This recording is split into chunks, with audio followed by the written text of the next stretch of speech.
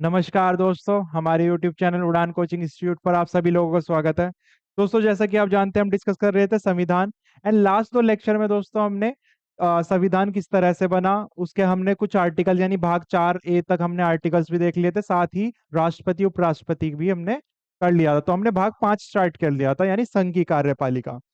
दोस्तों, उसको आगे बढ़ाते हुए आज हम प्रधानमंत्री और उसका मंत्रिपरिषद करेंगे, देन फिर न्यायपालिका, उसके बाद फिर कुछ राज्य की कार्यपालिका भी देखेंगे। दोस्तों, ये जो कॉन्स्टिट्यूशन की सीरीज है, इसमें टोटल लगभग हमें 4 लेक्चर में इसको कंप्लीट कराएंगे। ओके, क्योंकि 3 लेक्चर में काफी बड़ी वीडियोस हो रही हैं, तो उसका कोई फायदा भी नहीं है, इसलिए 4 लेक्चर्स में हमारी संविधान डन कर लेंगे हम। तो दोस्तों, स्टार्ट करते हैं आगे का लेक्चर, यानी प्रधानमंत्री और मंत्री परिषद। दोस्तों, आप जानते हैं कि सभी कार्य जितने भी होते हैं देश में, वो राष्ट्रपति के नाम से होते हैं।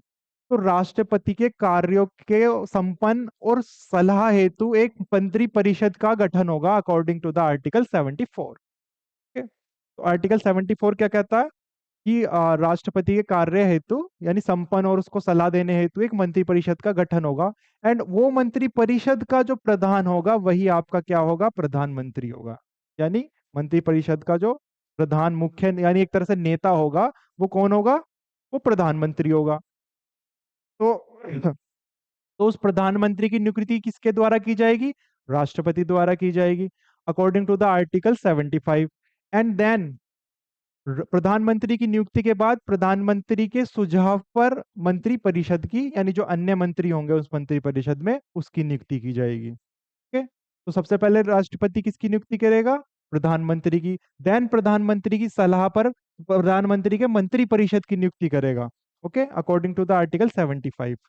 अब दोस्तों, आप जानते हैं ये जो मंत्री परिषद है या प्रधानमंत्री है, वो किसका पार्ट होता है, वो लोकसभा का पार्ट होता है ना। तो लोकसभा का जो पार्ट होता है ये सॉरी तो लोकसभा का पार्ट होता है, इसीलिए ये जो जो मंत्री परिषद है वो किसको उत्तरदायी होता है, वो लोकसभा को उत्तरदायी होता है।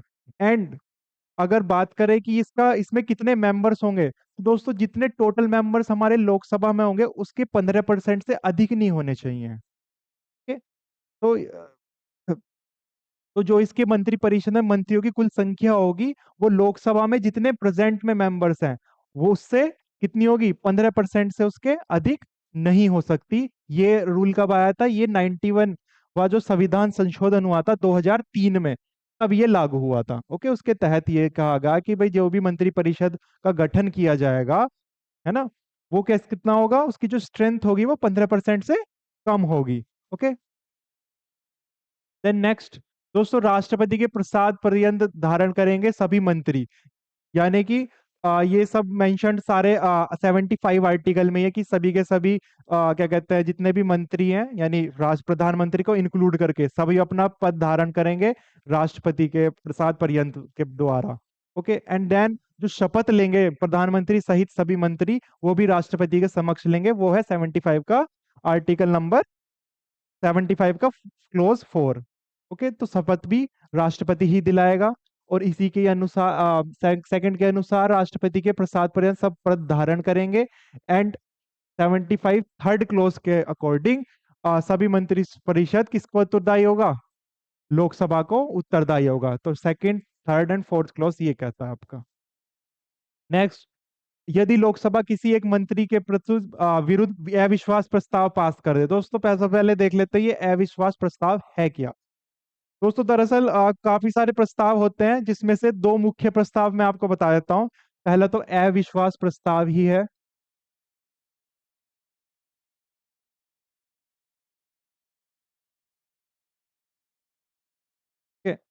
एंड दूसरा है दोस्तों निंदा प्रस्ताव।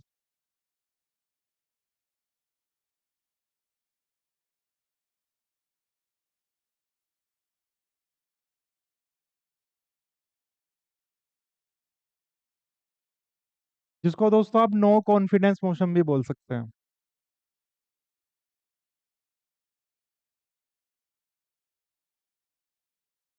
एंड ये होता है आपका सेंश्योर मोशन।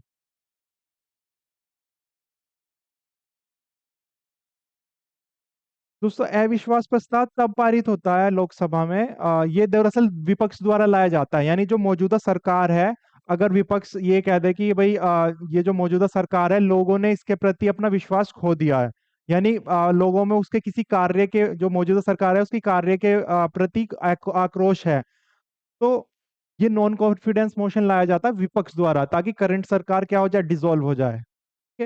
सेंश्योर मोशन होता है दोस्तों, यानी कि कोई कार्य किया किसी जो मंत्री परिषद जो का जो गठन हुआ है, यानी प्रधानमंत्री और उसके मंत्री परिषद का जो गठन हुआ है, उसने कोई कार्य किया तो किसी मंत्री के बिहाफ पे वो लाया जा सकता है। ठीक है? तो इसमें वो क्या कहते हैं, उसकी पूरी तुष्टि यानी डिटेल्स प्रोवाइड कर सकते हैं। बट इसमें क्या है, इसमें सिंपल एक विधेयक आएगा कि प्रस्ताव आएगा और क्या कहते हैं, विपक्ष द्वारा, कि जनता ने मौजूदा सरकार में विश्वास खो दिया है और उनमें आक्रोश है, इसलिए ये नॉन कॉन्फिडेंस मोशन लाया जाए। अब ये पारित होने के बाद क्या होता है दोस्तों, इसमें पारित होने के बाद होता है कि अगर ये सिद्ध हो गया, अगर इनकेस ये क्या हो गया, सिद्ध हो गया, तो प्रधानमंत्री और उसके पूरे मंत्री परिषद को क्या कर देना पड़ेगा, इस्तीफा देना पड़ेगा। इस्तीफा देना ही पड़ेगा प्रधानमंत्री और उसके मंत्री परिषद को।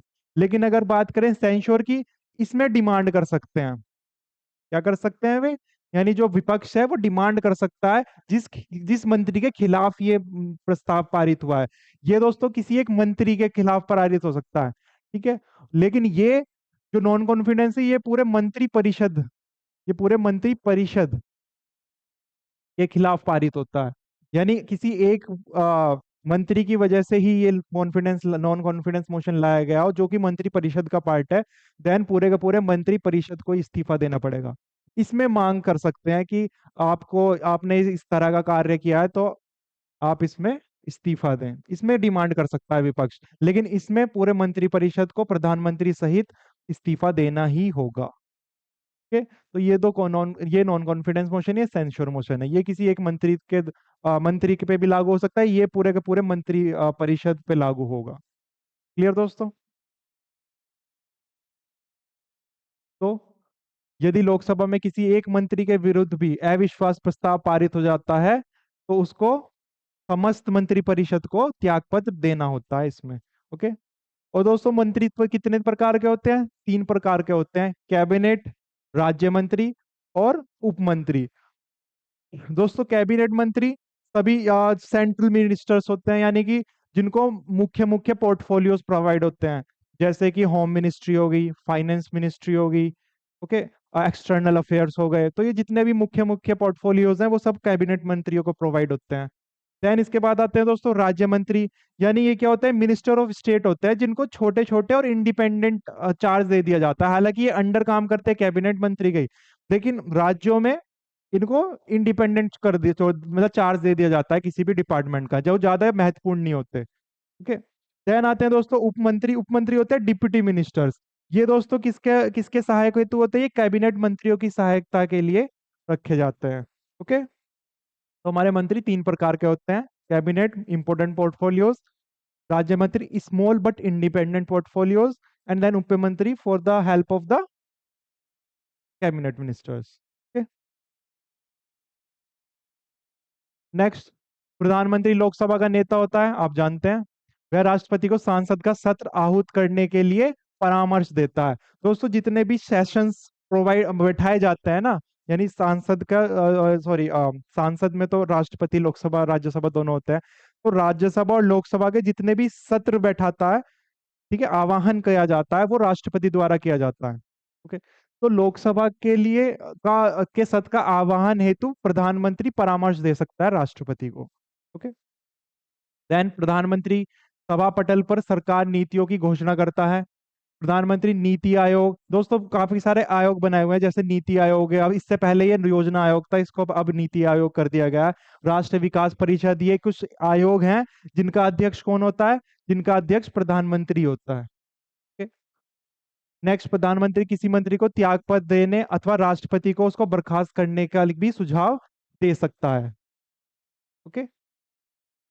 तो ये शक्तियां हैं दोस्तों प्रधानमंत्री की, कि वो सुझाव देगा कि इस मंत्री को बर्खास्त कर दिया जाए राष्ट्रपति को। देन फिर राष्ट्रपति के ऊपर डिपेंड है कि वो सुझाव को माने या ना माने, यानी उसकी प्रॉपर जांच के बाद। दोस्तों प्रधानमंत्रियों में अब कुछ अन्य तथ्य देख लेते हैं प्रधानमंत्री के रिगार्डिंग कि जितने भी हमारे प्रधानमंत्री बने हैं कि सबसे ज्यादा कार्यकाल किसका है, पहली प्रथम महिला प्रधानमंत्री कौन सी थी, किस प्रधानमंत्री पे अविश्वास प्रस्ताव सिद्ध हुआ था, उनको वहीं पर ही क्या कहते हैं इस्तीफा देना पड़ा था उनकी पूरे मंत्रिपरिषद को। ओके, तो ये सब अन्य मुख्य महत्वपूर्ण तथ्य देख लेते हैं। तो सबसे बड़ा कार्यकाल रहा है दोस्तों प्रधानमंत्री में, हमारे सबसे पहले प्रधानमंत्री जवाहरलाल नेहरू जी का रहा है। कितना रहा है? 16 वर्ष 9 महीने और 12 दिन तक कराया। उसके बाद इनकी क्या हो गई थी? मृत्यु हो गई थी। देन जो पहले गैर कांग्रेसी, क्योंकि जवाहरलाल नेहरू कौन से थे? वो कांग्रेस के प्रधानमंत्री थे। देन जो गैर कांग्रेसी उसके बाद कौन हुए थे? उनके बाद लाल बहादुर शास्त्री जी हुए थे, वो भी कांग्रेस के ही थे। तो जो सबसे पहले नए गैर कांग्रेस प्रधानमंत्री थे वो कौन थे? वो थे दोस्तों मोरारजी देसाई। ठीक है। देन लोकसभा का सामना न करने वाले प्रधानमंत्री कौन है, यानी कि उन्होंने कभी लोकसभा में जाकर के सत्र सेशन को अटेंड नहीं किया, तो वो कौन थे? चौधरी चरण सिंह। दोस्तों ये हमारे उत्तर प्रदेश के भी मुख्यमंत्री रह चुके हैं। ठीक है। देन अविश्वास प्रस्ताव के द्वारा हटाए जाने वाले प्रथम प्रधानमंत्री कौन है? विश्वनाथ प्रताप सिंह। ओके, इसको ध्यान रखिएगा। पद ग्रहण करने के समय किसी भी सदन के सदस्य जो नहीं थे वो थे दोस्तों पीवी नरसिम्हा राव। ओके। देन सबसे छोटा कार्यकाल किस प्रधानमंत्री का रहा? 13 दिन का, अटल बिहारी वाजपेयी। उसके बाद फिर क्या हुई थी? इनकी सरकार गिर गई थी, बट देन फिर इलेक्शन हुए थे। पद ग्रहण करते समय विधानसभा सदस्य कौन थे? एच डी देवागौड़ा, ये विधानसभा के सदस्य थे। तीन प्रधानमंत्री जिनकी मृत्यु हो गई थी जब वे प्रधानमंत्री थे, तो सबसे पहले थे जवाहरलाल नेहरू, दूसरे थे लाल बहादुर शास्त्री, एंड देन तीसरी थी इंदिरा गांधी। इनकी मृत्यु हो गई थी जब वे राष्ट्रपति थे, तो सॉरी प्रधानमंत्री थे। ठीक है दोस्तों, और लाल बहादुर शास्त्री जी की मृत्यु कहाँ पे हुई थी? ये बाहर थे, इंडिया से, यानी भारत के बाहर ताशकंद में थे। आप जानते हैं ताशकंद किसकी राजधानी है? ये ताशकंद है दोस्तों उज्बेकिस्तान की राजधानी। इसकी राजधानी है ताशकंद, उज्बेकिस्तान की। ओके। तो मोरारजी देसाई सबसे अधिक उम्र वाले राष्ट्र प्रधानमंत्री बने, एंड राजीव गांधी सबसे कम उम्र के प्रधानमंत्री बने। हालांकि जो प्रधानमंत्री बनने के लिए जो एज चाहिए वो कितने वर्ष चाहिए दोस्तों? 25 वर्ष। क्योंकि प्रधानमंत्री, हाँ, किसका सदस्य होता है? लोकसभा का होता है, और लोकसभा का सदस्य बनने तो कितने उम्र होनी चाहिए? 25 वर्ष होनी चाहिए कम से कम, तो ज्यादा तो हो ही सकती है। ओके।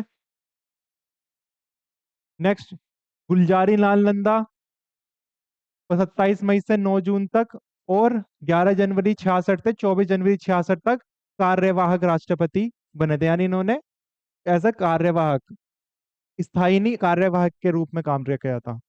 भारत के प्रथम उप प्रधानमंत्री कौन थे दोस्तों? सरदार वल्लभ भाई पटेल थे, आप जानते हैं। के देश की प्रथम महिला प्रधानमंत्री कौन थी? श्रीमती इंदिरा गांधी बनी थी।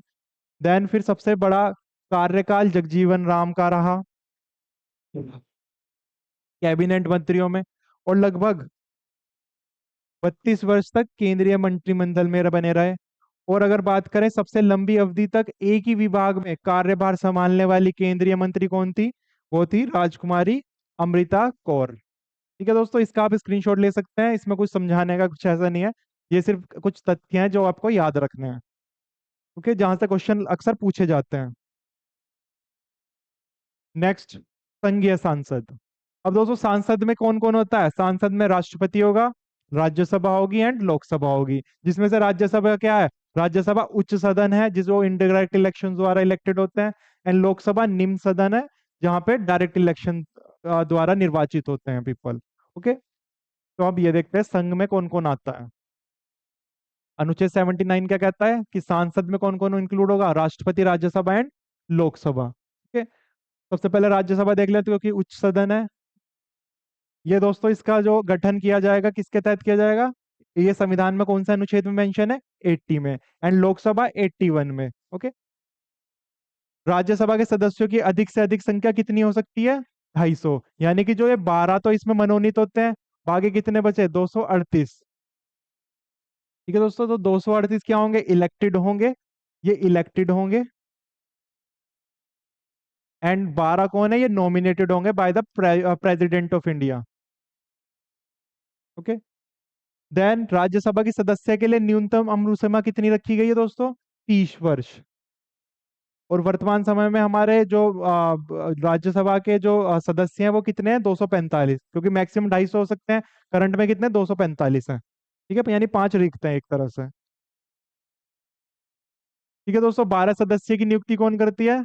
किसके द्वारा की जाती है? राष्ट्रपति द्वारा की जाती है, जो कि किस क्षेत्र से हो सकते हैं? कला से हो सकते हैं, साहित्य, विज्ञान, समाज सेवा, सहकारिता के क्षेत्र में वो क्या कहते हैं, विशेष ज्ञान या उनको अनुभव है। ठीक है। राज्यसभा दोस्तों जैसे कि ये उच्च सदन है, इसको कभी भी भंग नहीं किया जा सकता, राज्यसभा को। ओके। लेकिन लोकसभा को किया जा सकता है। या तो क्या कहते हैं, डिसॉल्व कर सकता है कौन? राष्ट्रपति कर सकता है डिसॉल्व। या फिर अविश्वास प्रस्ताव होने के बाद तो उनको खुद इस्तीफा देना पड़ता है, तो वो इस तरह से भी डिसॉल्व हो जाती है। लेकिन राज्यसभा में ऐसा कुछ भी पारित मतलब नहीं होता कि जो इसको भंग की जा सके। इसकी दोस्तों जो अवधि होती है, जैसे राष्ट्रपति, उपराष्ट्रपति या लोकसभा के जो मेंबर्स हैं वो 5 साल के लिए बनाए जाते हैं। लेकिन राज्यसभा में क्या है? राज्यसभा में 6 वर्ष का कार्यकाल होता है इनका, जिसमें से यानी जितने भी इलेक्टेड हैं उनमें से 1/3 सदस्य हर 2 वर्ष बाद पद को छोड़ देते हैं। ठीक है, तो यानी 1/3, 1/3 कब? 2 साल बाद। ठीक है, 2 साल में अपना पद त्याग कर देते हैं। ठीक है, देन फिर उसके नेक्स्ट 1/3 कर देंगे 2 साल बाद, देन उसके नेक्स्ट 1/3 कर देंगे। तो जो पहले बार चुने हुए थे उनको 6 साल हो गए, तो इसी वजह से इसका कार्यकाल कितने का है? 6 साल का, क्योंकि हर 2 साल बाद इसके जो मेंबर्स हैं वो अपना पद त्याग कर देते हैं। ओके। इसका दोस्तों जो सदा सभापति होता है वो उपराष्ट्रपति होता है, आप पढ़ चुके हैं। एंड जो इसका उपसभापति होता है वो राज्यसभा के मेंबर्स अपने ही क्या कहते हैं, अपने ही सदस्यों में से खुद निर्वाचित निर्वाचन करते हैं उसका। ठीक है।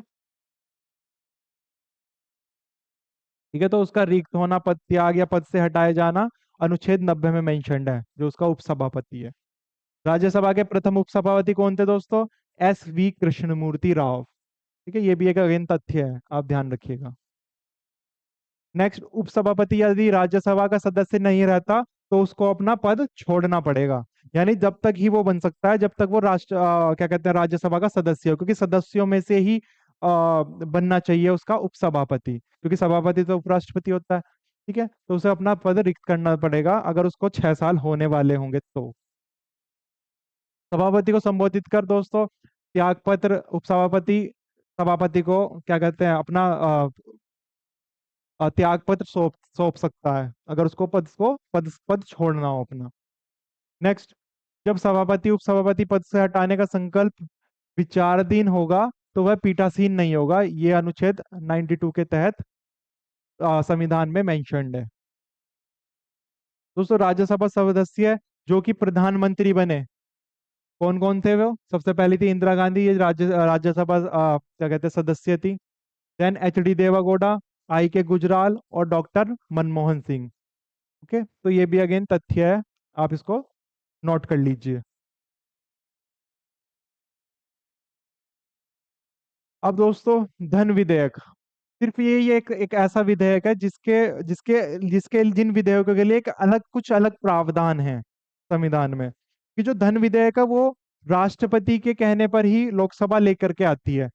इसी वजह से धन विधेयक के केस में राष्ट्रपति भी अपनी वीटो पावर यूज नहीं करता। आपको पता है वीटो पावर्स क्या है ना?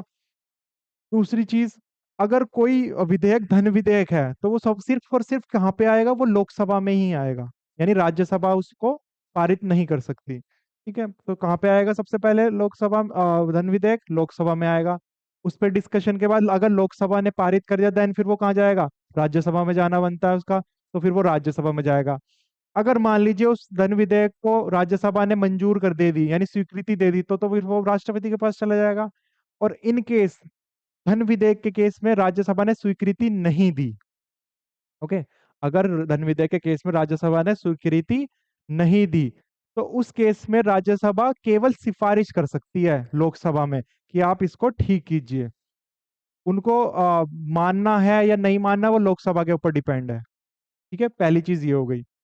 अगर लोकसभा ने उसको नहीं माना तो फिर राज्यसभा को उसको ऐसे ही क्या स्वीकृति देनी ही पड़ेगी, धन विधेयक के केस में कह रहा हूं सिर्फ मैं। ओके। दूसरी बात, अगर मान लीजिए कोई धन विधेयक राज्यसभा में आया तो राज्यसभा को केवल 14 दिन का टाइम मिलेगा उसको ठीक कर मतलब उस पर डिस्कशन करने के लिए, उसको स्वीकृति देने के लिए। इन केस उन्होंने 14 दिन के भीतर ही स्वीकृति दे दी तो ठीक है, या अगर उन्होंने 14 दिन के अंदर ही कुछ ऐसा परामर्श कर दिया लोकसभा की इसको आप ठीक कीजिए, तो वो भी माना जाएगा, ओके। लेकिन अगर 14 दिन तक वो विधेयक आया राज्यसभा में और डिस्कशन होते होते उस पर कोई निर्णय नहीं ले पाया, तो इसको स्वीकार ही माना जाएगा राज्यसभा से भी, चाहे वो अपनी स्वीकृति दे या ना दे। तो केवल 14 दिन का टाइम मिलता है राज्यसभा को, ठीक है। वो भी सिर्फ धन विधेयक के केस में, बाकी विधेयक में सेम है। यानी कि अगर मान लीजिए धन विधेयक से कोई दूसरा विधेयक है जो लोकसभा से पारित हो गया, राज्यसभा में आया, राज्यसभा ने उस पर स्वीकृति अस्वीकार कर दी अपनी, ओके, तो उस केस में फिर राष्ट्रपति ज्वाइंट सेशन बैठाता है लोकसभा एंड राज्यसभा के, ओके। तो वो हम आगे पढ़ेंगे कि किन केसेस में ज्वाइंट सेशन होते हैं लोकसभा एंड राज्यसभा दोनों के, ओके। तो फिलहाल आप धन विधेयक को देखिए। तो धन विधेयक में केस क्या है कि राज्यसभा को केवल सिफारिशें करने का अधिकार है, और उसको मानने के लिए लोकसभा बाध्य नहीं है, यानी मान भी सकता है और नहीं भी, ओके। और तीसरी बात ये कि सिर्फ 14 दिन का समय दिया जाएगा। अगर इसमें उन राज्यसभा ने अपना उसको पास कर दिया या उस पर कुछ कोई क्या कहते हैं दोबारा विचार करने के लिए बोल दिया लोकसभा को, तो केवल 14 दिन का। अगर उस तक वो उन्होंने पारित कर दिया तो ठीक है, अगर नहीं किया तो उसको पारित ही माना जाएगा वहां से भी, ठीक है।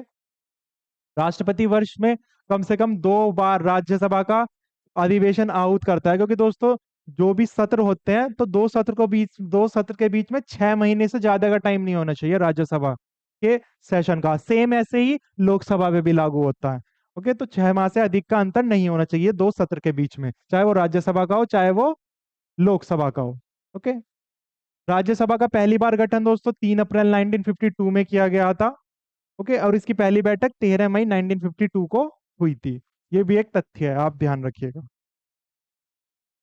नेक्स्ट दोस्तों लोकसभा अनुच्छेद 81। हम्म तो लोकसभा संसद का प्रथम या निम्न सदन है, जिसका सभापति के लिए एक अध्यक्ष होता है। दोस्तों ये जो अध्यक्ष चुना जाता है लोकसभा का, वो भी क्या होता है, वो भी लोकसभा सदस्य मतलब अपने सदस्यों में से ही चुनता है, एक अध्यक्ष और एक उपाध्यक्ष, ओके।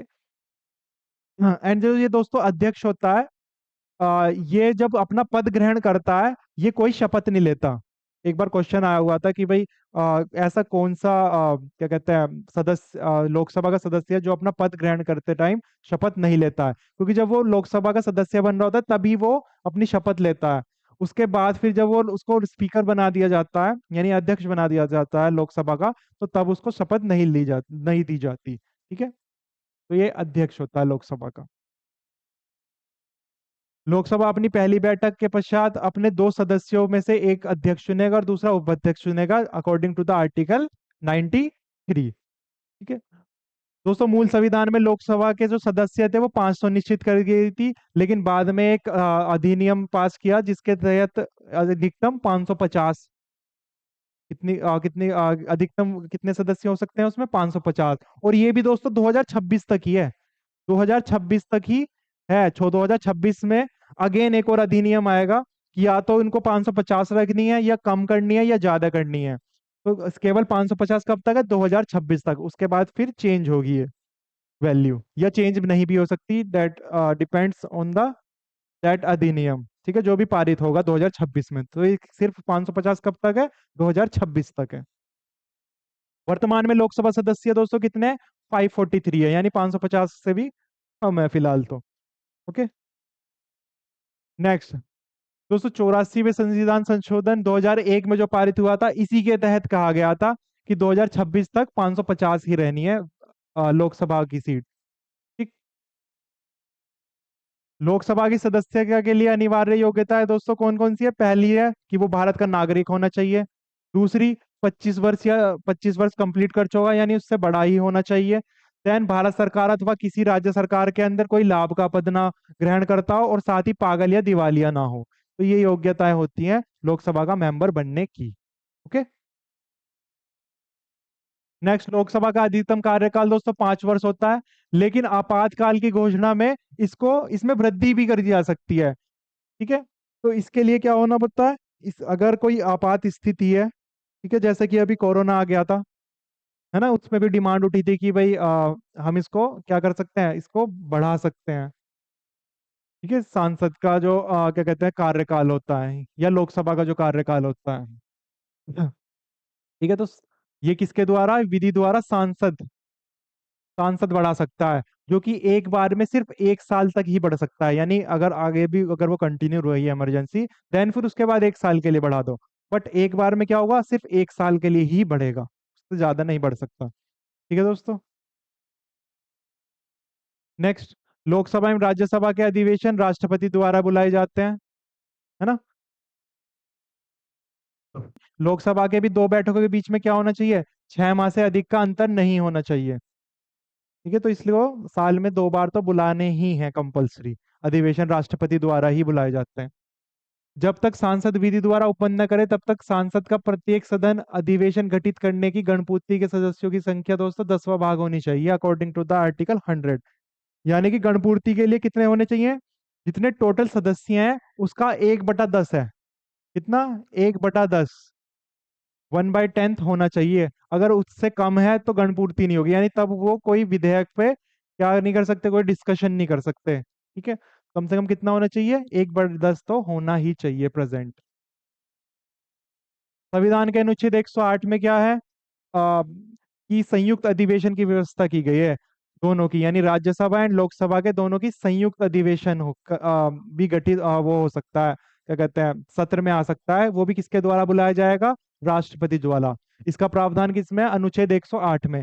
कब कब बुलाया जाएगा, यानी मान लीजिए कि लोकसभा से कोई बिल पास हुआ, वो राज्यसभा ने क्या कर दिया, अस्वीकार कर दिया, तो उन दो उस केस में वो ज्वाइंट सेशन होता है इन दोनों का, लोकसभा एंड राज्यसभा का। ठीक है।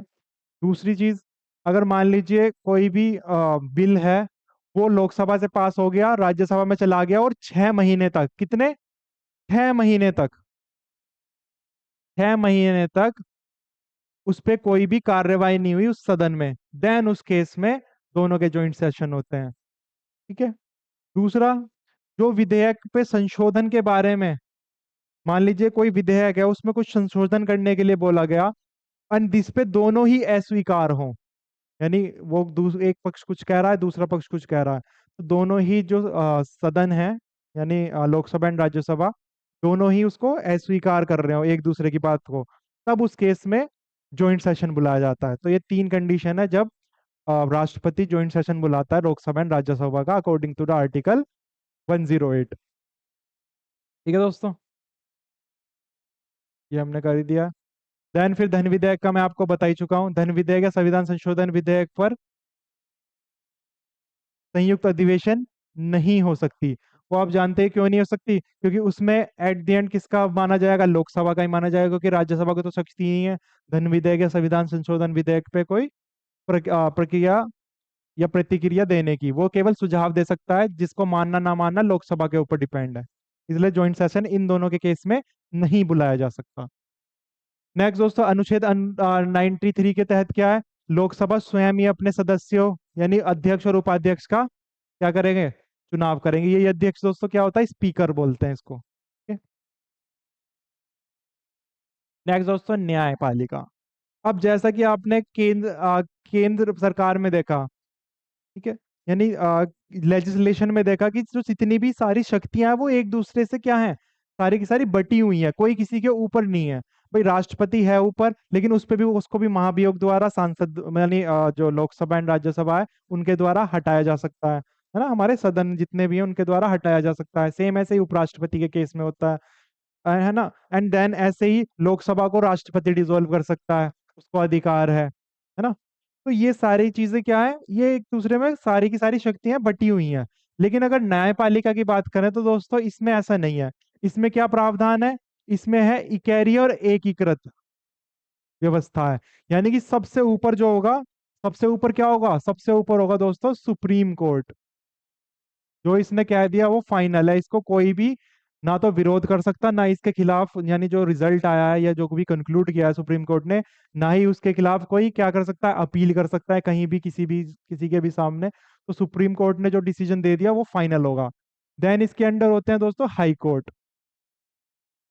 क्या होता है, हाई कोर्ट। कि ये हर एक राज्य का अपना अलग होता है, या एक हाई कोर्ट 2 राज्यों के या 2 से अधिक राज्यों के लिए भी कार्य कर सकता है। ठीक है, ये भी एक प्रावधान द्वारा आया था। देन इसके अंडर होते हैं दोस्तों जो इसके अधीनस्थ कोर्ट होते हैं। ठीक है, इसके अधीनस्थ न्यायालय होते हैं, जैसे डिस्ट्रिक्ट कोर्ट हो गए। ठीक है, डिस्ट्रिक्ट कोर्ट्स हो गए। ठीक है। तो सबसे ऊपर सुप्रीम कोर्ट, देन उसके अंडर हाई कोर्ट, देन उसके अंडर जितने भी उसके अधीनस्थ कोर्ट होंगे। ठीक है, ये तो जस्ट एन एग्जांपल ले लिया मैंने। तो न्यायपालिका क्या है? भारतीय न्याय प्रणाली में छोटे छोटे न्यायालयों के ऊपर प्रत्येक जिले का जिला न्यायालय होगा, उनके ऊपर राज्यों के उच्च न्यायालय होंगे, एंड देन उसके ऊपर क्या होंगे? सबसे ऊपर क्या होगा? सुप्रीम कोर्ट होगा। ओके। तो सर्वोच्च न्यायालय किस अनुच्छेद में है? इसका गठन 124वें। हालांकि जो सर्वोच्च न्यायालय वो कहाँ आया था सबसे पहले? रेगुलेटिंग एक्ट 1773 के तहत कोलकाता में बनाया था, है ना? अगर आपको ध्यान हो तो। अगर नहीं है तो आप पहली वीडियो देख सकते हैं संविधान की। तो भारत की न्यायिक व्यवस्था इकहरी और एकीकृत है, जिसके सर्वोच्च शिखर पर कौन है? भारत का सर्वोच्च न्यायालय, जो कि कहाँ पे है अभी स्थित? नई दिल्ली, यानी कि राजधानी में भारत की।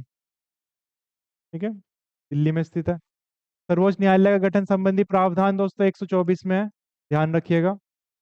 सर्वोच्च न्यायालय न्यायाधीशों की संख्या संशोधन विधेयक 2019 के तहत कितनी है दोस्तों? कि तहत 33, उसमें अन्य न्यायाधीश होंगे, और एक क्या होगा? एक मुख्य न्यायाधीश होगा।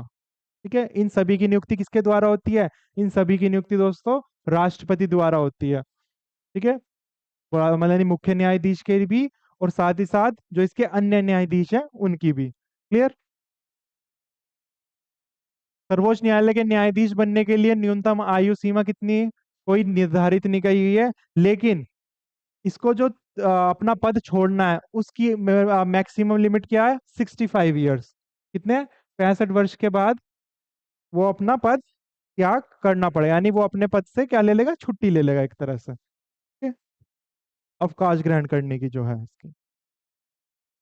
सर्वोच्च न्यायालय के न्यायाधीश के लिए दोस्तों योग्यता क्या है? वह भारत का नागरिक हो, किसी उच्च न्यायालय या दो या दो से अधिक न्यायालयों में कम से कम कितना? 5 वर्षों तक, कम से कम 5 वर्षों तक न्यायाधीश के रूप में कार्य किया हो, या किसी उच्च न्यायालयों में लगातार 10 वर्षों में अधिवक्ता रह चुका हो, 10 वर्षों तक, या राष्ट्रपति की दृष्टि में कानून का उच्च कोटि का ज्ञाता हो।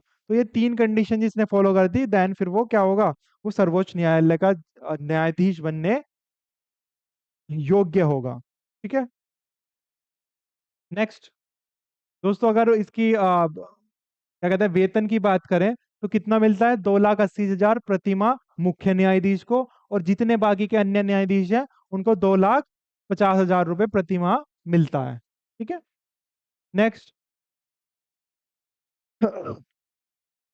एंड दोस्तों, जो मुख्य न्यायाधीश और अन्य न्यायाधीश है, जब वो रिटायर हो जाते हैं, देन उसको पेंशन का क्या प्रावधान है? कि जितनी उनकी सैलरी होगी ना, जितनी सैलरी पे से वो हटेंगे, उसकी 50% उसको उनको मासिक पेंशन के रूप में मिलेगा। ठीक है। सर्वोच्च न्यायालय के न्यायाधीश की पद विमुक्ति के लिए दोस्तों सांसद के दोनों सदन एक प्रस्ताव पारित करते हैं, जिसको क्या बोला जाता है? प्रार्थना। जिसको प्रार्थना कहा जाता है। क्लियर? तो यानी ये भी एक तरह से महाभियोग की प्रतिक्रिया प्रक्रिया जैसा ही है, जैसा कि राष्ट्रपति उपराष्ट्रपति हटाए जा सकते हैं। ठीक है। देन अन्य तथ्य देख लेते हैं कि सबसे अधिक समय तक मुख्य न्यायाधीश के पद पर रहने वाले कौन थे दोस्तों? यशवंत विष्णु चंद्रचूड़, जो कि 78 से 85 तक रहे थे। ओके। देन सबसे कम समय का न्यायाधीश पर रहने वाले दोस्तों कौन थे? वो थे कमल नारायण सिंह, जो केवल और केवल कितने दिन रहे थे? केवल और केवल 17 दिन तक अपने पद पर रहे थे। ठीक है। ये भी तथ्य हैं, इसमें कुछ समझाने लायक कुछ ऐसा है नहीं। जब भारतीय न्यायिक पदाधिकारी में लोकहित यानी पीआईएल लाया गया, तब दोस्तों क्या आता है? पीआईएल के टाइम पे हमारे अध्यक्ष कौन थे? पीएन भगवती थे। ओके। सर्वोच्च न्यायालय के न्यायाधीश अवकाश प्राप्त करने के बाद भारत में किसी भी न्यायालय में दोस्तों वकालत नहीं कर सकते। यानी एक बार जो मुख्य न्यायाधीश बन गया सुप्रीम कोर्ट का, देन फिर उन्होंने अवकाश ग्रहण कर लिया 65 वर्ष की उम्र के बाद, तो उसके बाद वो किसी भी कोर्ट में, चाहे वो डिस्ट्रिक्ट हो, चाहे वो हाई कोर्ट हो किसी भी राज्य का, या सुप्रीम कोर्ट ही हो क्यों ना हो खुद ही, तो यहाँ से मतलब किसी भी कोर्ट में वो वकालत नहीं कर सकते। ठीक है। तो ये आप ध्यान रखिएगा। मुख्य न्यायाधीश राष्ट्रपति की पूर्व स्वीकृति लेकर दिल्ली के अतिरिक्त सर्वोच्च न्यायालय की बैठक बुला सकता है, ये उनको शक्ति प्राप्त है। ठीक है। अब तक ऐसी कहाँ कहाँ पे बुलाई गई है? एक तो हैदराबाद में, और दूसरी श्रीनगर में अभी तक ऐसी बैठकें आयोजित आयोजित की गई हैं। ठीक है। नेक्स्ट दोस्तों, सर्वोच्च न्यायालय के क्षेत्राधिकार कौन कौन से हैं वो भी देख लेते हैं। तो सबसे पहले जो क्षेत्राधिकार है वो कौन सा है? प्रारंभिक क्षेत्राधिकार है। प्रारंभिक क्षेत्राधिकार में क्या आ जाते हैं? जैसे मान लीजिए कि संघ यानी केंद्र सरकार और राज्यों के बीच में कोई विवाद हो, यानी केंद्र और राज्यों के बीच में कोई विवाद हो, उसका निपटारा हेतु में सर्वोच्च न्यायालय आएगा पिक्चर में। या दो राज्यों के बीच में, यानी राज्यों या कई राज्यों के बीच में कुछ विवाद हो, उनके निपटारे हेतु सर्वोच्च न्यायालय में आएगा। ठीक है। नेक्स्ट, अपीलीय क्षेत्राधिकार। दोस्तों ये अपील कर सकते हैं, यानी मान लीजिए कि डिस्ट्रिक्ट कोर्ट में आपने कोई मुकदमा दर्ज कराया, ठीक है, वो आपके खिलाफ आया, मतलब जो निर्णय हुआ आपके खिलाफ हुआ, आपको वो लगा कि भाई नहीं मेरे साथ यानी क्या हुआ, इंसाफ नहीं हुआ, देन फिर उसकी अपील आप कहाँ कर सकते हैं? उच्च न्यायालय में कर सकते हैं।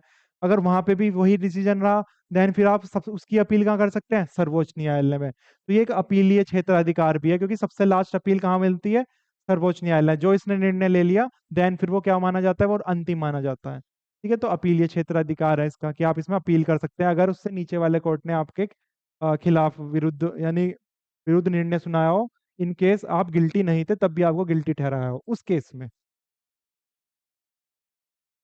परामर्शदात्री परामर्शदात्री क्षेत्राधिकार। दोस्तों इसमें क्या होता है? इसमें राष्ट्रपति जो होता है वो सुप्रीम कोर्ट से परामर्श मांग सकता है किसी भी मुद्दे को लेकर के। ठीक है। तो ये परामर्श देने का अधिकार है किसका? सुप्रीम कोर्ट का, कि सुप्रीम कोर्ट उस पर परामर्श देगा जब उससे मांगा जाएगा राष्ट्रपति द्वारा। ठीक है। उसको मानना या नहीं मानना वो राष्ट्रपति के ऊपर डिपेंड है, यानी वो बाध्य नहीं है राष्ट्रपति कि जो परामर्श सर्वोच्च न्यायालय ने दिया है राष्ट्रपति को, उसको मानना है या नहीं मानना जरूरी नहीं है। ठीक है। तो परामर्शदात्री क्षेत्राधिकार हो गए। पुनर्विचार संबंधी क्षेत्राधिकार। अब दोस्तों जैसे कि आप जानते हैं, जो सुप्रीम कोर्ट होता है उसका जो निर्णय होता है वो फाइनल होता है। ठीक है। उसके लिए खिलाफ हम कहीं भी अपील नहीं कर सकते।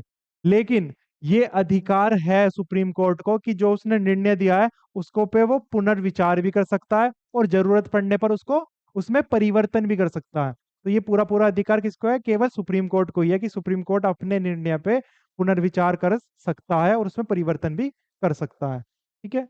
नेक्स्ट, अभिलेख न्यायालय।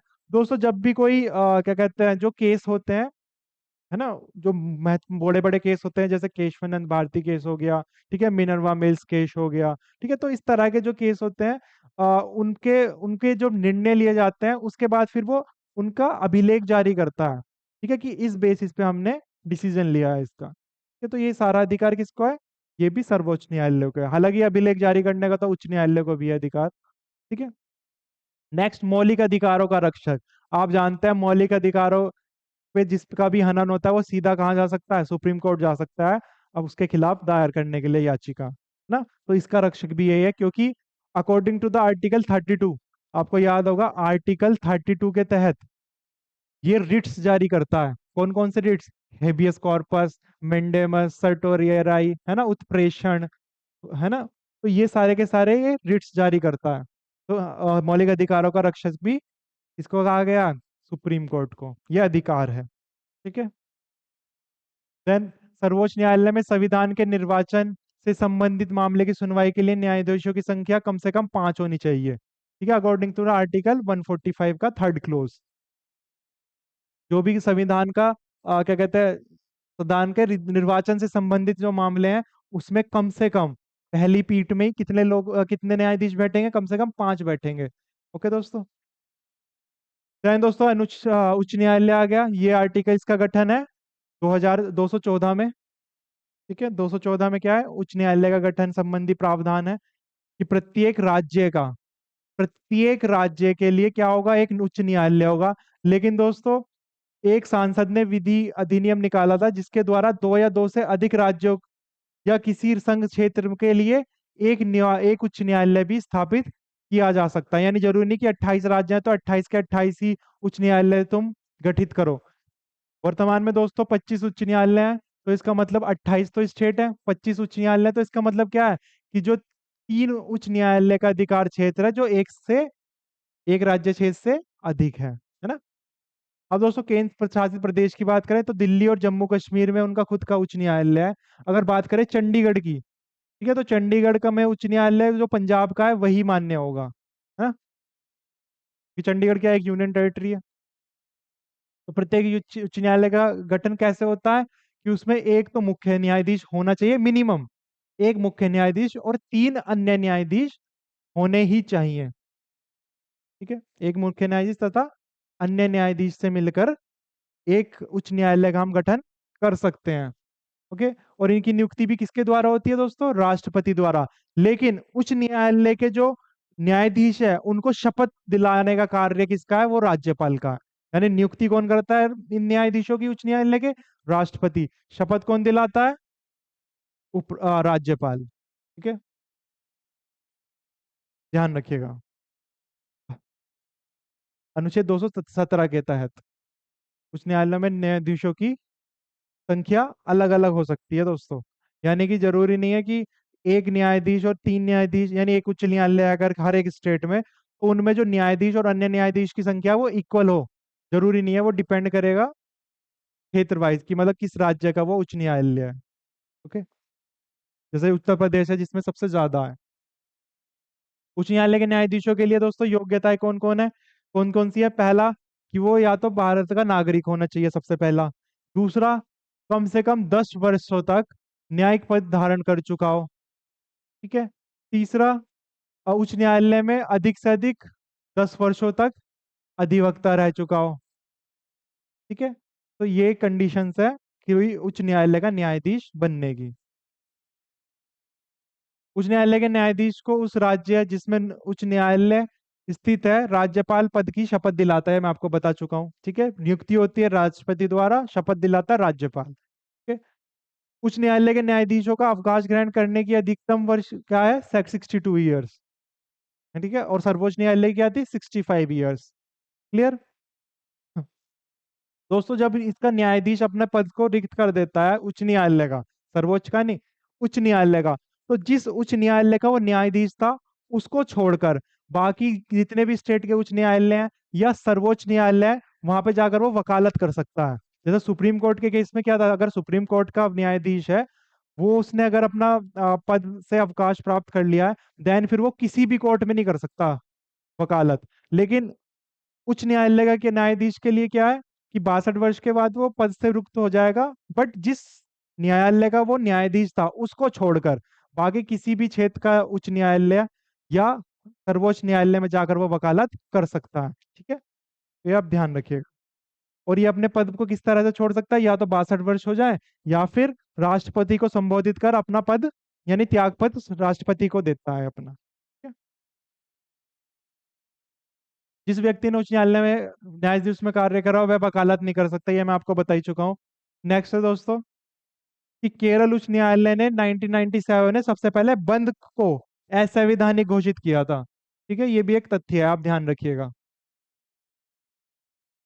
उच्च न्यायालय के न्यायाधीश को उसी प्रकार अपदस्थ किया जा सकता है जिस तरह से उच्चतम न्यायालय के न्यायाधीश को किया जा सकता है, यानी प्रार्थना द्वारा, यानी जो कि संसद में एक प्रस्ताव पारित होता है जिसको वो प्रार्थना कहते हैं। ठीक है, सेम उसी द्वारा ही उच्च न्यायालय के भी न्यायाधीश को पद से हटाया जा सकता है। ठीक है दोस्तों, राष्ट्रपति आवश्यकता अनुसार किसी भी उच्च न्यायालय में न्यायाधीशों की संख्या में वृद्धि भी कर सकता है। ठीक है, और अन्य न्यायाधीशों की नियुक्ति भी कर सकता है, ये राष्ट्रपति की शक्ति है।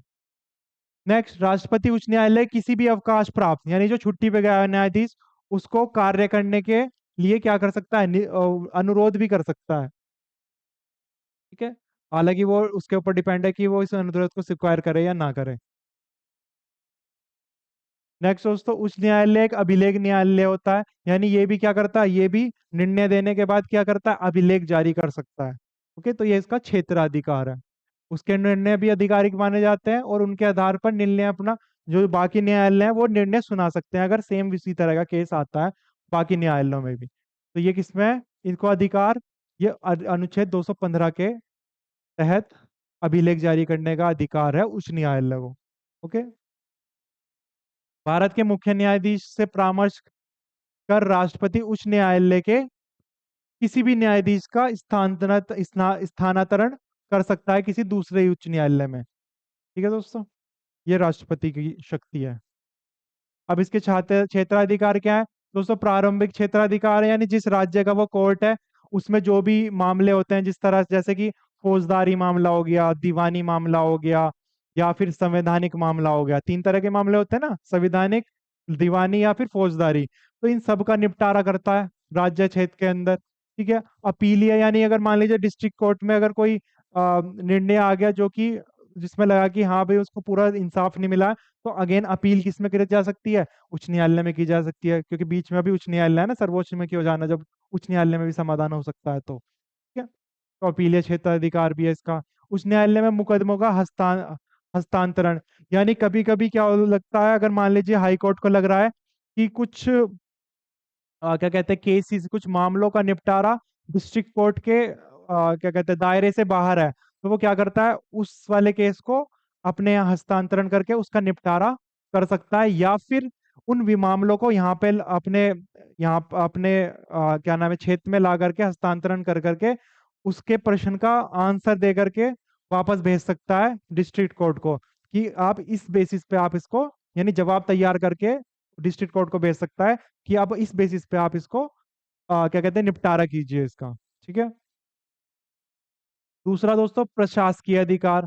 प्रशासकीय अधिकार यानी कि क्या कहते हैं जो इसके अधीनस्थ न्यायालय होते हैं ना, जो उच्च न्यायालय के अधीनस्थ जो न्यायालय होते हैं, जैसे डिस्ट्रिक्ट कोर्ट हो गए, उसमें सारे के सारे जो प्रावधान है, यानी जैसे मान लीजिए उसमें किस किस की पदोन्नति होनी है, ठीक है, किसको पदमुक्त करना है, उनकी छुट्टी से रिलेटेड। ठीक है। तो ये जितने भी ये सब चीज संबंधी है इन चीजों के, उन चीजों का जो उन चीजों के लिए जो कानून है, ठीक है, उन चीजों के लिए कानून है, ये बनाने का अधिकार है, कानून बनाने का अधिकार है अपने अधीनस्थ न्यायालयों के लिए। ठीक है दोस्तों। तो एक तरह से ये क्या करता है, उनके ऊपर प्रशासन करता है, यानी कि कानून बना सकता है डिस्ट्रिक्ट कोर्ट्स के ऊपर।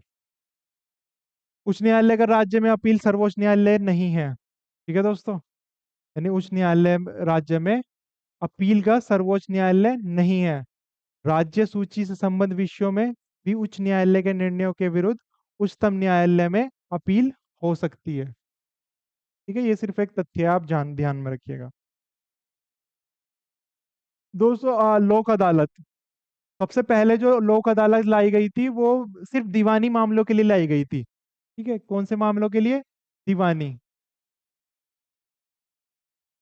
है ना, क्योंकि फौजदारी में तो मर्डर वर्डर के आ जाते हैं, तो उसमें तो मैत्रीपूर्ण समझौते हो नहीं सकते। तो केवल लोक अदालत क्या है, ये यानी कि कुछ इन तरह के केसेस में, यानी जो दीवानी मामले हैं उन तरह के केसेस के निपटारे के लिए आ जाती है, क्योंकि ताकि जो जितने भी हमारे न्यायालय हैं उनका कार्यभार हल्का हो सके, तो ये बैठाई जाती हैं। ठीक है? केवल दीवानी मामले यानी जिनमें मैत्रीपूर्ण समझौते हो सके, उन केसेस में, उन केसेस के निपटारे के लिए क्या है, ये लोक अदालत। जैसे मान लीजिए किसी का चालान कट गया उसके लिए, ठीक है, या फिर कोई दो भाई हैं उनमें उनमें कोई जमीन विवाद है उसके लिए, प्रॉपर्टी के विवाद के लिए, यानी जो छोटे लेवल के, ज्यादा बड़े लेवल के नहीं है, तो उनके मैत्रीपूर्ण समझौते के लिए लोक अदालतें बिठाई गई थी। सबसे पहली हुई थी दिल्ली में दोस्तों। कब हुई थी? दिल्ली में। कब हुई थी ये हुई थी दोस्तों 1985 में। ठीक है। कब हुई थी? 1985। देन उसके बाद एक 1987 में अधिनियम पास किया। क्या नाम था उसका? विधिक सेवा प्राधिकरण अधिनियम, 1987 में। यानी संविधान संशोधन कौन सा था वो? 2002 में जो हुआ था। उसके द्वारा लोक अदालत, ये उपयोगी सेवा विवादों के संबंधी मुकदमेबाजी पूर्व सुलह निर्धारण के लिए स्थायी लोक अदालत बिठाई जानी चाहिए। ठीक है। तो इसका अधिनियम यानी कि स्थायी लोक अदालत, यानी तब तक वो अस्थायी थी जब वो दिल्ली में पास हुई। ठीक है। तो लोक अदालत के निर्णय अन्य किसी दीवानी मामले के समान ही दोनों पक्षों पर लागू होते हैं। और दोस्तों एक और बात, जो ये मैत्रीपूर्ण समझौता होता है ना, जो लोक अदालत कराती है, इसके खिलाफ हम अपील भी दायर नहीं कर सकते। यानी इनके जो निर्णय जो ले लिया लोक अदालत है वो अंतिम निर्णय होते हैं। ओके, ध्यान रखिएगा। तो ये निर्णय क्या होता है, ये अंतिम होते हैं, और लोक अदालत द्वारा किसी भी निर्णय के विरुद्ध अपील नहीं की जा सकती, किसी भी केस में नहीं की जा सकती अपील। ठीक है, क्योंकि ये मैत्रीपूर्ण समझौते हैं, एक बार हो गया निपटारा तो हो गया। दिल्ली में पहली बार लोक अदालत दोस्तों कब बैठी थी? अक्टूबर 1985 में बैठी थी। तब इसे एक दिन में दुर्घटना के शिकार लोगों के कितने मुकदमे खत्म कर दिए थे? 150 मामले। 150 मामले इन्होंने निपटा दिए थे उस टाइम पर। ठीक है, तो ये अगेन तथ्य है, इसको आप नोट बना लीजिए। चलिए दोस्तों, आ जाते हैं हम राज्य की कार्यपालिका में। अब दोस्तों, राज्य की कार्यपालिका कहाँ से कहाँ तक है? मतलब भाग 6 में है। आर्टिकल नंबर कहाँ से कहाँ तक है? 152 से 237 तक। ठीक है, संविधान भाग 6 में राज्य शासन के लिए प्रावधान किए गए हैं, जिसका प्रमुख कौन होता है? राज्यपाल होता है ना? तो चलिए राज्यपाल से स्टार्ट करते हैं। तो राज्यपाल के लिए कौन सा अनुच्छेद है? 153 में यह उल्लेखित है कि प्रत्येक राज्य के लिए क्या होगा? एक राज्यपाल होगा। लेकिन सातवां जो संविधान संशोधन 1956 में किया गया था, उसके तहत ये हो गया था प्रावधान की जरूरी नहीं है कि एक राज्य के लिए एक राज्यपाल ही हो। ठीक है, यानी एक राज्यपाल दो राज्यों के लिए भी राज्यपाल की तरह नियुक्त किया जा सकता है। ओके, तो ये आया था संशोधन।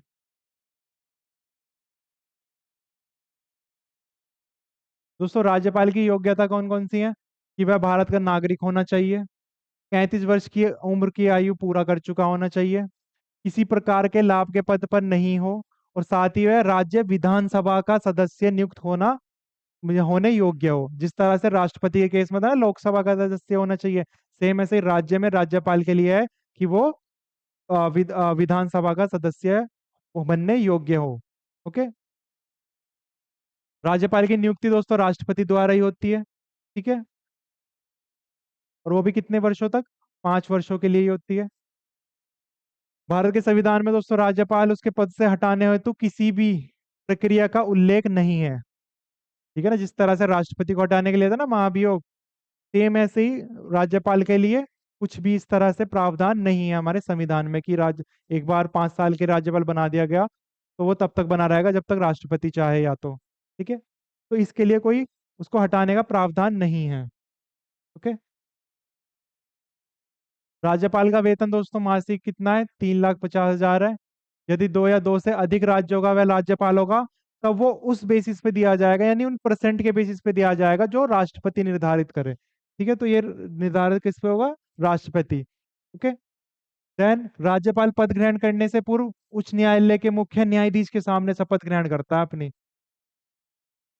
ठीक है, नियुक्ति होती है राष्ट्रपति द्वारा, एंड शपथ ग्रहण किसके करेगा? उस राज्य के उच्च न्यायालय के मुख्य न्यायाधीश के सामने वो शपथ ग्रहण करेगा। ठीक है, राज्यपाल की पदावधि के दौरान दोस्तों उसके विरुद्ध किसी भी न्यायालय में किसी भी प्रकार की आपराधिक कार्रवाई नहीं की जा सकती, और ना ही उसको क्या किया जाएगा, और ना ही उसको गिरफ्तार किया जाएगा। ठीक है, यानी उसको गिरफ्तारी का आदेश भी कोई न्यायालय जारी नहीं कर सकता। लेकिन ये दोस्तों जो प्रावधान है ये केवल और केवल दीवानी मामलों में है।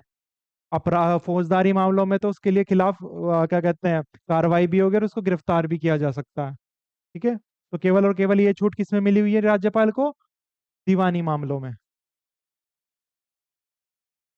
अब देखते हैं दोस्तों राज्यपाल की शक्तियां और कार्य क्या है। कि वह कार्यपालिका संबंधी कार्य करता है, यानी जो कार्यपालिका है, जैसे राष्ट्रपति के केस में कार्यपालिका कौन संभालता है? प्रधानमंत्री एंड उसका मंत्री परिषद। सेम ऐसे ही कार्यपालिका में कौन संभालता है राज्यपाल की? मुख्यमंत्री एंड उसका मंत्रिमंडल। ठीक है, जो कि विधानसभा के प्रति उत्तरदायी होते हैं। ओके, तो उन उसके मुख्यमंत्री की नियुक्ति करता है कौन? राज्यपाल। सेम ऐसे ही मुख्यमंत्री की नियुक्ति के बाद मुख्यमंत्री के सुझाव पर उसके मंत्री परिषद की नियुक्ति करता है। ठीक है, विधानसभा में। ठीक है, तो मुख्यमंत्री की नियुक्ति करता है ये। ठीक है, उसके मंत्री परिषद की करता है।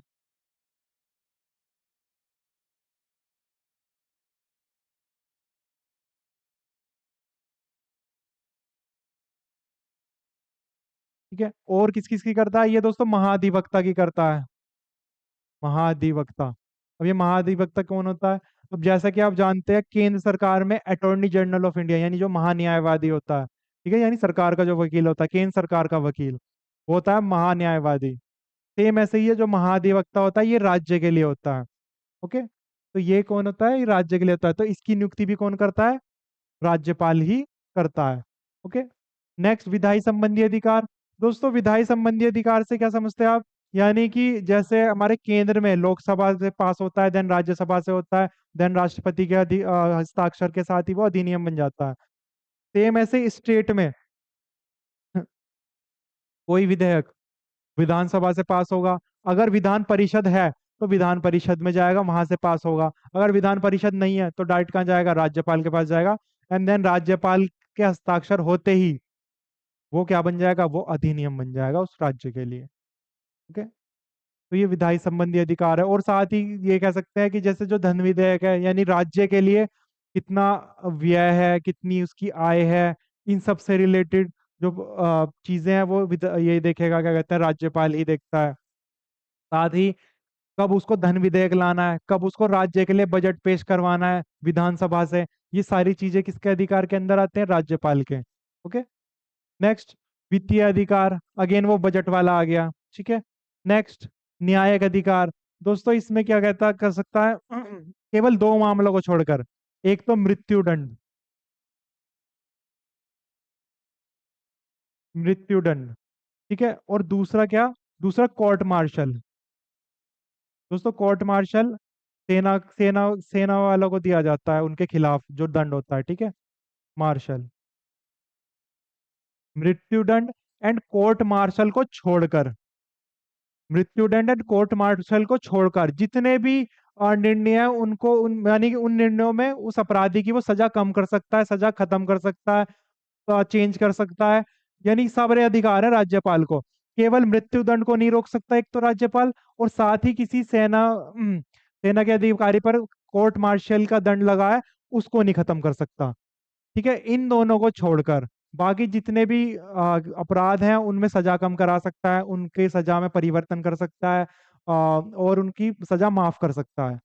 लेकिन मृत्युदंड को माफ नहीं कर सकता, और ऐसे ही कोर्ट मार्शल के दंड को माफ नहीं कर सकता। वहीं अगर मैं राष्ट्रपति की बात करूं तो राष्ट्रपति को मृत्युदंड रोकने के भी अधिकार है और कोर्ट मार्शल का दंड खत्म करने का भी अधिकार है राष्ट्रपति को। ठीक है, तो ये ध्यान रखिएगा कि इन दोनों को छोड़कर बाकी सब अधिकार, न्यायिक अधिकार है किस पे? राज्यपाल के पास। ध्यान दोस्तों, आपात शक्ति, हालांकि आपातकाल लाने की शक्ति तो नहीं है, वो तो राष्ट्रपति के पास ही है। लेकिन जब राज्यपाल को लगे कि भाई राज्य में संवैधानिक तंत्र विफल हो रहा है, यानी संविधान के अकॉर्डिंग नहीं चल रहा है वो राज्य, ठीक है, उसके कुछ प्रावधानों का वो हनन कर रहा है, ठीक है, तो उस केस में वो एक लेटर लिखता है राष्ट्रपति को, राज्यपाल, कि यहाँ पे संवैधानिक तंत्र विफल हो रहा है, कृपया आप इस पे आपातकाल लगा के अपने इसका शासन अपने हाथों में ले लीजिए। ठीक है, 356 के तहत, 356 में है ना। हाँ, आपातकाल का एक तो 352 था, 356 और 360। 352 में कोई बाहर से आक्रमण हो रहा है युद्ध के टाइम पे लगता है, और 360 कब लगता है दोस्तों? जब कोई वित्तीय संकट आ जाए। और 356 कब लगता है? जब कभी राज्य में संवैधानिक तंत्र का विफलता हो जाए। तो इसका सुझाव कौन देता है? ये राज्यपाल के हाथ में होती है पावर, कि यहाँ पे संवैधानिक तंत्र का विफलता हो रही है, ये संविधान के अकॉर्डिंग नहीं चल रहा है राज्य, तो आप इस पे राष्ट्रपति यानी आपातकाल लगा करके इसका शासन अपने अंडर ले लीजिए। ठीक है, तो ये आपात शक्ति किसके पास है? राज्यपाल के पास है। ओके दोस्तों, एंड से ऐसे ही दोस्तों इसके पास वीटो पावर भी होती है, लेकिन पॉकेट वीटो नहीं होता। पॉकेट वीटो के लिए क्या करता है राष्ट्रपाल? राज्यपाल पॉकेट वीटो के लिए जो विधेयक आता है राज्यपाल के पास, अगर उसको यूज करनी है कि पॉकेट वीटो यूज, तो वो उस विधेयक को किसको भेज देता है? वो राष्ट्रपति को भेज देता है, सिफारिश करता है कि इसको आप पॉकेट वीटो यूज करके आप रख लीजिए पॉकेट में, एंड देन दैट्स इट। तो केवल केवल पॉकेट वीटो छोड़ करके बाकी absolute veto and suspensive veto की पावर रहती है राज्यपाल के पास, सेम ऐसे ही जैसे राष्ट्रपति के पास रहती है। ठीक है दोस्तों, नेक्स्ट, विधान परिषद। दोस्तों विधान परिषद का 168 में है, हालांकि विधानसभा का भी 168 में है। ठीक है, ये होता है स्टेट लेजिस्लेशन का। विधान सभा के लिए भी 168 में ही प्रावधान है, और विधान परिषद के लिए भी। लेकिन जो गठन है विधान परिषद का वो 169 में है, कि गठन भी होगा और उसको समाप्त भी कर दिया जा सकता है। ये अकॉर्डिंग तो आर्टिकल किसके है? 169। ठीक है दोस्तों, तो यदि किसी राज्य की विधानसभा अपने कुल सदस्यों के पूर्ण बहुमत या उपस्थित मतदान करने वाले सदस्यों के 2/3 बहुमत के प्रस्ताव पारित होने से क्या हो सकता है?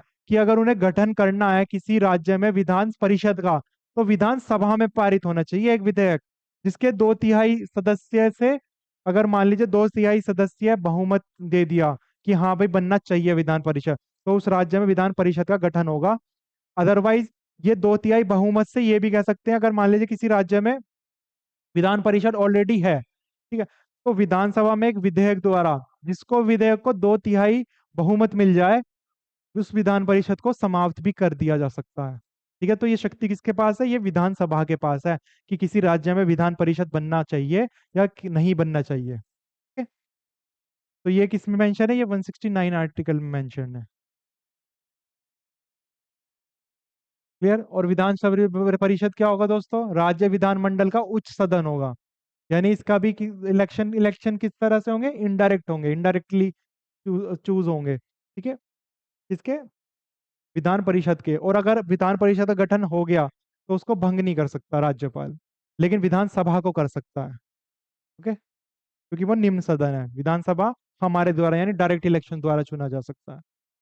विधान परिषद के कुल सदस्यों की संख्या उस राज्य की विधानसभा के सदस्यों की 1/3 से अधिक नहीं हो सकती दोस्तों। ठीक है, कितनी होगी? जितनी भी उस राज्य की विधानसभा सीट है ना, उसकी 1/3 या 1/3 से कम ही होनी चाहिए।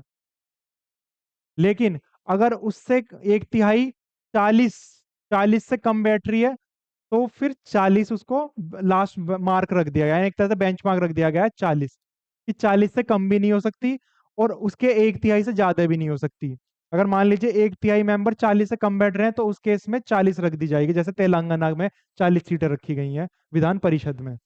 ओके, लेकिन अगर क्या कहते हैं विधानसभा के 1/3 40 से ज्यादा है तो फिर उतनी होगी, लेकिन 1/3 से ज्यादा नहीं हो सकती। ठीक है, तो दोस्तों जो विधान परिषद है वो अभी तक सिर्फ 6 राज्यों में ही है। मैं आपको बता चुका हूँ कौन कौन से राज्य थे वे।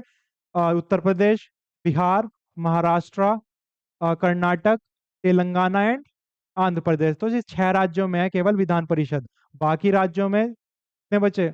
28 - 6, यानी कि 22 राज्यों में क्या है? बाकी 22 राज्यों में केवल और केवल विधानसभा ही है। ठीक है, नेक्स्ट, विधानसभा का सदस्य बनने हैं तो न्यूनतम आयु दोस्तों कितनी चाहिए? 30 वर्ष, ध्यान रखिएगा। इसका इसका भी सेम दोस्तों राज्यसभा की तरह ही रहता है कार्यकाल, 6 वर्ष का। यानी 1/3 सदस्य हर 2 वर्ष बाद क्या करेंगे? अपना पद को मुक्त हो जाएंगे अपने पद से। ठीक है, विधान परिषद में सदस्यों में से सभापति और उपसभापति चुना जाता है। ये खुद चुनती है अपने सदस्यों में से सभापति और एक उपसभापति। ठीक है, और इसका इनके जो वेतन और भत्ते हैं वो सब किसके द्वारा निर्धारित किए जाते हैं? उस राज्य की विधानसभा द्वारा ही निर्धारित होते हैं। और दोस्तों सभापति उपसभापति को संबोधित कर अपना त्याग पत्र उपसभापति को सौंप सकता है, एंड उपसभापति सभापति को संबोधित कर अपना त्याग पत्र सभापति को सौंप सकता है। ठीक है दोस्तों, क्लियर हुई बात इतनी? नेक्स्ट, विधानसभा। ये दोस्तों लगभग लगभग लोकसभा की तरह काम करती है, यानी केंद्र में जैसे लोकसभा का कार्य है वैसे ही राज्य में विधानसभा का रहता है। ठीक है, इसका भी गठन किसके तहत है? 168 के तहत ही है। इसका मैक्सिमम कार्यकाल कितना होता है? 5 वर्ष का।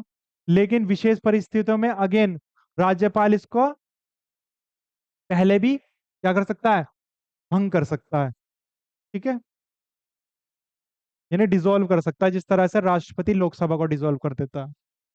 दोस्तों विधानसभा के 17वां के आदेश राज्यपाल के द्वारा ही दिए जाते हैं, यानी कि जो इनका सेशन एस्टेब्लिश होता है ना, जैसे लोकसभा एंड राज्यसभा का सेशन कौन कराता है? राष्ट्रपति कराता है।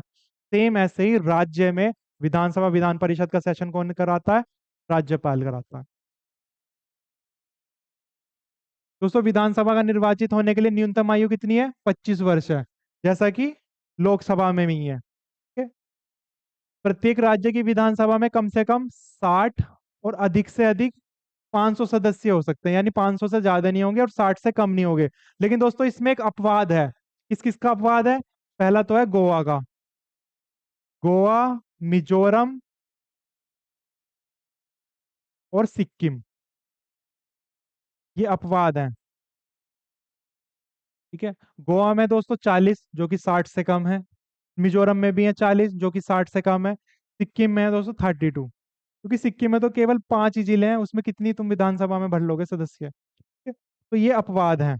बाकी जितने भी राज्य हैं सब में 60 से ज्यादा है और 500 से कम है। सबसे ज्यादा दोस्तों उत्तर प्रदेश में है 403, है ना?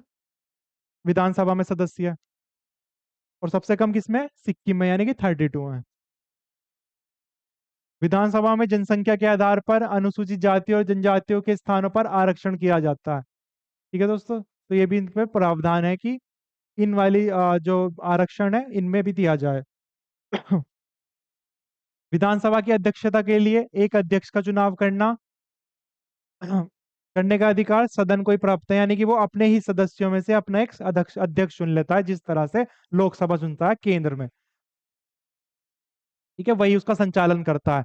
यानी कोई भी विधेयक, धन विधेयक है, उसकी जानकारी राज्यपाल को देनी, राज्यपाल से परामर्श लेना, ठीक है, ये सब कार्य किसका होता है, अध्यक्ष का होता है। और सत्र का जो चलाना होता है, सत्र का जो पूरा क्या कहते हैं, पूरे टाइम उसको क्या कहते हैं, होस्ट करना होता है एक तरह से, वो सारा काम किसका होता है, विधानसभा अध्यक्ष का ही होता है।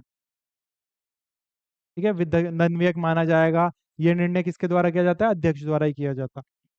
सदन के बैठकों के लिए सदन के कुल सदस्यों के दशमान सदस्यों से ही उनकी क्या होती है, गणपूर्ति होती है। सेम ऐसे जैसे लोकसभा के होते हैं कि 1/10 सदस्य, अगर जो भी कुल बहु सदस्य हैं उनके 1/10 सदस्य प्रेजेंट है तो ही उसकी गणपूर्ति होगी, अदरवाइज वो किसी भी विधेयक को ऐसे ही पास नहीं कर सकते। ठीक है, नेक्स्ट, विधानसभा के दोस्तों अधिकार कार्य क्या है, विधि निर्माण। भाई विधेयक कहाँ सबसे पहले पास होता है, विधानसभा में ही होता है, राज्य के लिए। ठीक है, तो विधि निर्माण की प्रक्रिया इसमें ही है। वित्तीय वर्षों से संबंधित प्रक्रिया ही नहीं की है। ओके, ठीक है दोस्तों। हाँ, तो वित्तीय वित्तीय वर्षों से संबंधित प्रक्रिया भी यही करता है, यानी धन विधेयक और ये सब की जो बजट पेश करता है, यहीं पे ही विधेयक पास तो यही होता है ना, बाद में जाता है राज्यपाल के पास जिसमें साइन होते हुए अधिनियम बनता है, बट पास तो मेन कहाँ से होता है, विधानसभा में ही होता है। देन, कार्यपालिका पर नियंत्रण। अब भाई विधान परिषद होनी चाहिए किसी उसमें या नहीं होनी चाहिए, उस चीजों का जो क्या कहते हैं, 2/3 बहुमत विधानसभा से चाहिए ना उनको।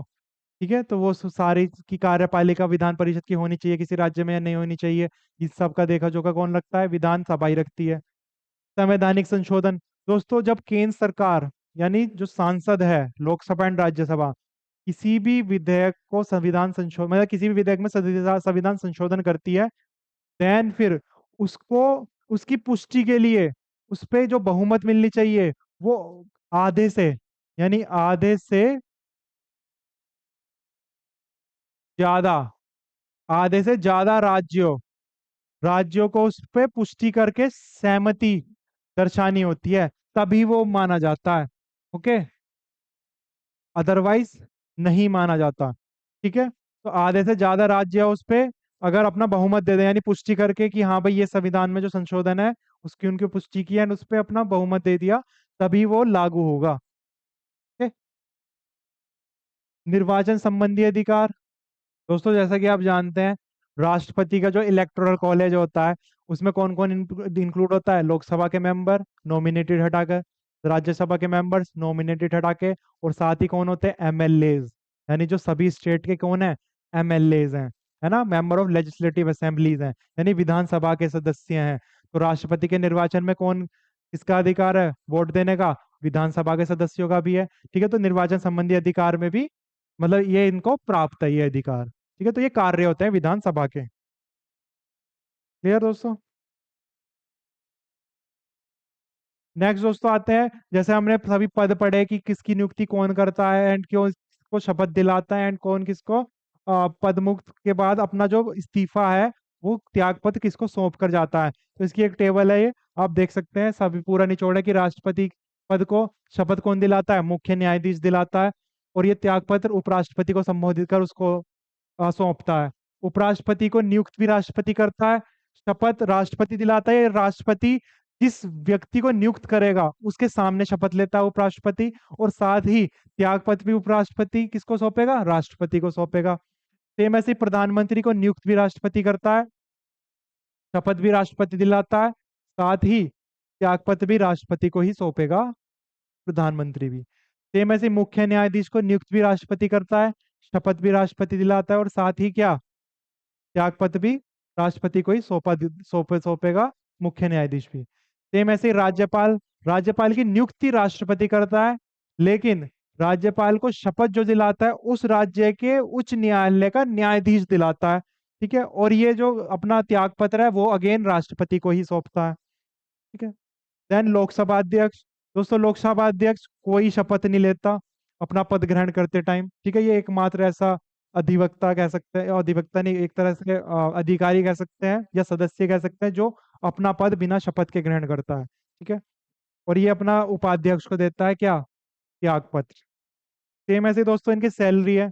राष्ट्रपति की सैलरी प्रति माह है दोस्तों ये। ठीक है, कि हर महीने कितनी सैलरी इनको मिलती है, इसका आप स्क्रीनशॉट ले सकते हैं। जैसे 5 लाख राष्ट्रपति को हो गई, उपराष्ट्रपति को 4 हो गई, लोकसभा अध्यक्ष को भी 4 ही मिलती है, देन राज्यपाल को 3.5 मिलती है। ठीक है, मुख्य न्यायाधीश को 280 मिलती है, और बाकी जितने भी हैं ये महालेखा नियंत्रक, कैग हो गया, अटॉर्नी जनरल हो गया, ठीक है, क्या कहते हैं ये अन्य न्यायाधीश हो गए सर्वोच्च न्यायालय के, और उच्च न्यायालय का मुख्य न्यायाधीश हो गया। ठीक है, इन सबको कितनी मिलती है, 2.5 लाख मिलती है हर महीने। उच्च न्यायालय के अन्य न्यायाधीशों को 225 मिलती है। ठीक है दोस्तों, तो दोस्तों ये जो हमारे लेक्चर की सीरीज है ये 3 में ना करके मैं 4 लेक्चर में कंप्लीट करूंगा, क्योंकि वीडियो बड़ी हो रही है, तो जिससे आपको थोड़ी मतलब तकलीफ ना हो। ठीक है, तो हमारे इसके बाद एक और लेक्चर आता है जिसमें हम संविधान को कंप्लीट कर देंगे। ठीक है, वो भी बहुत जल्दी आ जाएगा आपके पास। तब तक के लिए आपको अगर वीडियो अच्छी लगी हो तो प्लीज़ इसको लाइक कीजिए, अपने दोस्तों का शेयर कीजिए, एंड अपने अगर सब्सक्राइब नहीं किया तो प्लीज़ सब्सक्राइब जरूर कर दीजिए। Till that, thank you.